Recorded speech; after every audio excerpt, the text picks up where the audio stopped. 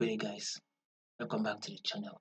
So if you are new and you've not done that, make sure you click on the subscribe button, like, share, make your comments. Subscribe to this channel to stay updated. I'll be giving you guys back-to-back updates, and also follow the Telegram channel. I'll put the link in the comment section. Let's see what we'll be expecting on EURGBP. Starting with the forward time frame, we clearly can see that on our forward time frame, we are trending to the upside. This is clearly an uptrend move, right? We all know the market tends to give us three movements. It's either we are trending to the upside, trending down, or ranging. So clearly at this level, market is trending to the upside. Now take a look at these movements here.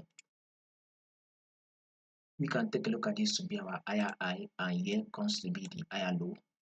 Here is also our higher high, and this is the higher low. Here is also the higher high, and this is the higher low. Market has now given us a new higher high, looking at this previous high here. So our next movement on EURGBP is an higher low. So a pullback is definitely coming. So this is not the best time to actually hoping for the buy. Wait for the pullback. Once your pullback plays out, then hoping for the buy again on EURGBP. You will continue that movement upward.